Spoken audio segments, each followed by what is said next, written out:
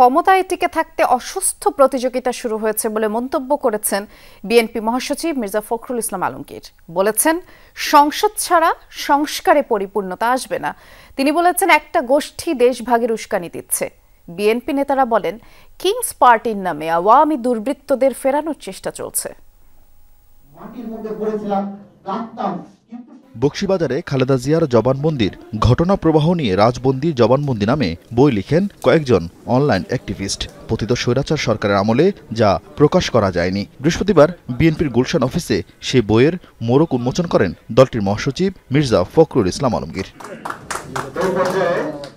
খালেদা জিয়ার উপর নেমে আসা সেই দুর্বিষহ ঘটনার স্মৃতিচারণ করেন তিনি। বলেন, রাষ্ট্রীয় মর্যাদায় লন্ডনে গেছেন বিএনপি প্রধান, বিনামূল্যে এয়ার অ্যাম্বুলেন্স পাঠিয়েছে কাতারের আমির। খালেদা জিয়া মুক্ত হয়ে তিনি চিকিৎসার জন্য লন্ডনে গেলেন এবং গেলেন রাষ্ট্রীয় মর্যাদা নিয়ে। কোথাও বাধা পেতে হয়নি আমাদেরকে। আমরা যেখানেই বলেছি যে এটা আমাদের দরকার, সাথে সাথে করে দিয়েছে, ভিসা দিয়েছে। ম্যাডামকে নিয়ে যাওয়ার জন্য কাতারের আমিরের প্রতি আমি আমার কৃতজ্ঞতা জানাচ্ছি যে তারা একেবারেই কোনো পারিশ্রমিক না, অর্থাৎ যেটাকে আমরা বলি রেন্ট না নিয়ে তারা এই অ্যাম্বুলেন্সটি দিয়েছেন। মির্জা ফখরুল কথা বলেন ফ্যাসিবাদ বিরোধী আন্দোলনে থাকা রাজনৈতিক দলগুলোর বিভক্তি নিয়ে।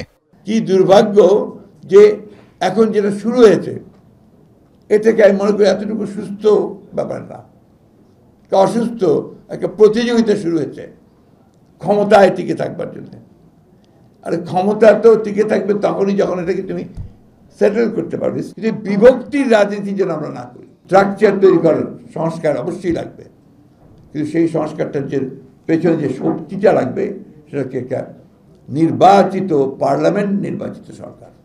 এদিকে জাতীয় প্রেস ক্লাবে মুক্তিযোদ্ধা দলের এক অনুষ্ঠানে জামাত শিবিরকে ধর্ম ব্যবসায়ী আখ্যায়িত করে স্লোগান দেন আগতরা। ফেস্টুনে তুলে ধরেন জামাত শিবির বিরোধী অবস্থান। অনুষ্ঠানে বিএনপি নেতা হাফিজউদ্দিন আহমদ বলেন, শেখ হাসিনা পলায়নের মাধ্যমে দেশের ৮০% সংস্কার হয়েছে, বাকি শুধু নির্বাচন প্রক্রিয়া। শতকরা ৮০% সংস্কার ইতিমধ্যে করা হয়েছে শেখ হাসিনার পলায়নের মাধ্যমে। তথাকথিত নেত্রী দেশ ত্যাগ করার সাথে সাথে এখন আর সংস্কারের খুব বেশি প্রয়োজন নাই। প্রয়োজন হলো নির্বাচনী ব্যবস্থার কিছু সংস্কার।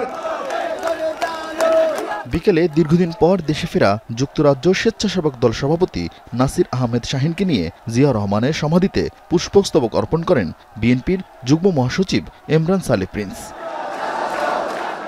আরিফিন শাকিল, যমুনা নিউজ, ঢাকা।